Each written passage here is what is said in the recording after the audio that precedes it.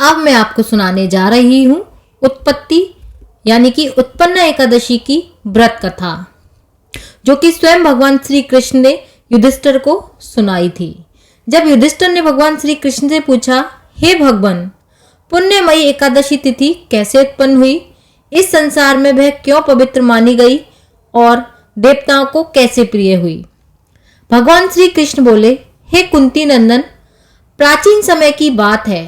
सतयुग में मुर नामक दानव रहता था। वह बड़ा ही अद्भुत, अत्यंत रौद्र और संपूर्ण देवताओं के लिए भयंकर था। उस काल रूपधारी दुरात्मा महासुर ने इंद्र को भी जीत लिया था। संपूर्ण देवता उससे परास्त होकर स्वर्ग से निकाले जा चुके थे और शंकित तथा भयभीत होकर पृथ्वी पर विचरण करते थे। एक दिन सब देवता महादेव जी के पास गए। वहां इंद्र ने भगवान शिव के आगे सारा हाल कह सुनाया।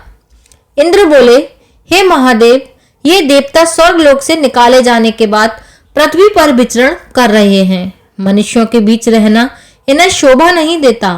हे देव, कोई उपाय बतलाइए। देवता किसका सहारा लें? महादेव जी ने कहा, देवराज इंद्र, जहां सबको शरण देने वाले, सबकी रक्षा में तत्पर रहने वाले जगत के स्वामी भगवान गरुड़ ध्वज विराजमान हो, वहां जाओ। वे तुम लोगों की रक्षा करेंगे। भगवान श्री कृष्ण कहते हैं, हे युधिष्ठिर, महादेव जी की यह बात सुनकर परम बुद्धिमान देवराज इंद्र सभी देवताओं के साथ क्षीर सागर में गए, जहां भगवान विष्णु जी सो रहे थे। इंद्र ने हाथ जोड़कर उनकी स्तुति की और बोले, हे देवेश्वर, आपको नमस्कार है। हे देव, आप ही पति, आप ही मति, आप ही कर्ता और आप ही कारण हैं आप ही सब लोगों की माता और आप ही सब लोगों के पिता हैं। देवता और दानव दोनों ही आपकी वंदना करते हैं। हे पुंडरीकाक्ष, आप दैत्यों के शत्रु हैं। हे मधुसूदन, हम लोगों की रक्षा कीजिए। हे प्रभु, हे जगन्नाथ, अत्यंत उग्र स्वभाव वाले महाबली मुर नामक दैत्य ने इन सभी देवताओं को जीतकर स्वर्ग से बाहर निकाल दिया है। हे भगवान, हे देवेश्वर, हे शरणागत वत्सल, देवता भयभीत होकर आपकी शरण में आए हैं। दानवों का विनाश करने वाले कमल नयन, हे भक्त वत्सल, हे देवेश्वर, हे जनार्दन, हमारी रक्षा कीजिए। हे भगवान, शरण में आए हुए देवताओं की सहायता कीजिए। इंद्र की बात सुनकर भगवान विष्णु बोले, यह दानव कैसा है, उसका रूप और बल कैसा है तथा उस दुष्ट के रहने का स्थान कहाँ है? विष्णु भगवान के ऐसा पूछने पर इंद्र बोले, हे देवेश्वर, पूर्व काल में ब्रह्मा जी के वंश में तालजंग नामक एक महान असुर उत्पन्न हुआ था, जो अत्यंत भयंकर था। उसका पुत्र मुर दानव के नाम से विख्यात है। वह भी अत्यंत उत्कट, महापराक्रमी और देवताओं के लिए भयंकर है।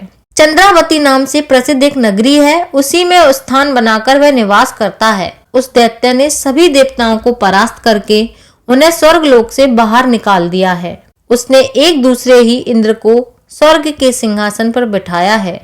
अग्नि, चंद्रमा, सूर्य, वायु तथा वरुण भी उसने दूसरे ही बनाए हैं। हे जनार्दन, मैं सच्ची बात बता रहा हूँ, उसने सब कोई दूसरे ही बना लिए हैं। देवताओं को तो उसने उनके प्रत्येक स्थान से वंचित कर दिया है। इंद्र की ऐसी बात सुनकर भगवान जनार्दन को बड़ा क्रोध आया। उन्होंने देवताओं को साथ लेकर चंद्रावती नगरी में प्रवेश किया। भगवान गदाधर ने देखा कि दैत्यराज बारंबार गर्जना कर रहा है और उससे परास्त होकर सभी देवता दसों दिशाओं में भाग रहे हैं। अब वह दानव भगवान विष्णु को देखकर बोला, खड़ा रहे। उसकी ऐसी ललकार सुनकर भगवान के नेत्र क्रोध से लाल हो गए और वे बोले, अरे दुराचारी दानव, मेरी इन भुजाओं को देख। यह कहकर श्री विष्णु ने अपने दिव्य बाणों के सामने आए हुए दुष्ट दानव को मारना आरंभ किया। दानव भय से बेहाल हो उठा। हे पांडुनंदन, इसके बाद श्री विष्णु ने दैत्य सेना पर चक्र का प्रहार किया। उससे छिन्न भिन्न होकर सैकड़ों योद्धा मौत के मुख में चले गए। इसके बाद मधुसूदन बद्रिकाश्रम को चले गए। वहां सिंगावती नाम की गुफा थी, जो 12 योजन लंबी थी। हे पांडुनंदन, उस गुफा में एक ही दरवाजा था। भगवान विष्णु उसी में सो गए। वह मुर दानव भगवान को मार डालने की कोशिश में उनके पीछे पीछे तो लगा ही था, अतः उसने भी उसी गुफा में प्रवेश किया। वहां भगवान को सोता देख उसे बड़ा ही हर्ष हुआ। उसने सोचा, यह दानवों को भय देने वाला देवता है, अतः निसंदेह मैं इसे मार डालूंगा। हे युधिष्ठिर, दानव के इस प्रकार विचार करते ही भगवान विष्णु के शरीर से एक कन्या प्रकट हुई, जो बड़ी ही रूपवती, सौभाग्यशालिनी तथा दिव्य अस्त्र शस्त्रों से सुसज्जित थी। वह भगवान के तेज के अंश से उत्पन्न हुई थी। उसका बल और पराक्रम महान था। हे युधिष्ठिर, दानव राज मुर ने उस कन्या को देखा। कन्या ने युद्ध का विचार करके दानव के साथ युद्ध के लिए याचना की। दोनों में भयंकर युद्ध छिड़ गया। कन्या सब प्रकार की युद्ध कला में निपुण थी। वह मुर नामक महान असुर उसके हुंकार मात्र से राख का ढेर हो गया। दानव के मारे जाने पर भगवान जाग उठे। उन्होंने दानव को धरती पर इस प्रकार निष्प्राण पड़ा देखकर कन्या से पूछा, यह मेरा शत्रु अत्यंत उग्र और भयंकर था, इसका वध किसने किया है? वह कन्या बोली, हे स्वामी, आपके ही प्रसाद से मैंने इस महादैत्य का वध किया है। इस पर श्री भगवान ने कहा, हे कल्याणी, तुम्हारे इस कर्म से तीनों लोकों के मुनि और देवता आनंदित हुए हैं, अतः तुम्हारे मन में जो इच्छा हो उसके अनुसार मुझसे कोई भी वर मांग लो। देव दुर्लभ होने पर भी वह वर मैं तुम्हें दूंगा, इसमें तनिक भी संदेह नहीं है। वह कन्या साक्षात एकादशी ही थी। उसने कहा, हे प्रभु, यदि आप मुझ पर प्रसन्न हैं तो मैं आपकी कृपा से सब तीर्थों में प्रधान, समस्त विघ्नों का नाश करने वाली तथा सब प्रकार की सिद्धि देने वाली देवी हो जाऊं। हे जनार्दन, जो लोग आप में भक्ति रखते हुए मेरे दिन को उपवास करेंगे उन्हें सब प्रकार की सिद्धि प्राप्त हो। हे माधव, जो लोग उपवास, निराहार और एक टाइम भोजन करके मेरे व्रत का पालन करें उन्हें आप धन, धर्म और मोक्ष प्रदान कीजिए। इस पर भगवान विष्णु बोले, हे कल्याणी, तुम जो कुछ भी कहती हो वह सब पूरा होगा। भगवान श्री कृष्ण कहते हैं, हे युधिष्ठिर, ऐसा वर पाकर महाव्रता एकादशी बहुत प्रसन्न हुई। दोनों पक्षों की एकादशी समान रूप से कल्याण करने वाली है।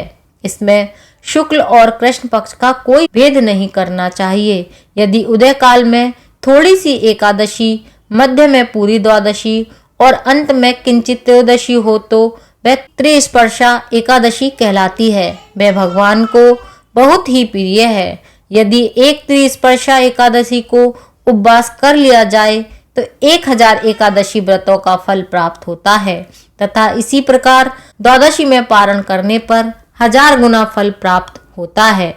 अष्टमी, एकादशी, षष्ठी, तृतीया और चतुर्दशी ये यदि पूर्व तिथि से वृद्ध हो तो उनमें व्रत नहीं करना चाहिए। परिवर्तिनी तिथि से युक्त होने पर इनमें उपवास का विधान है।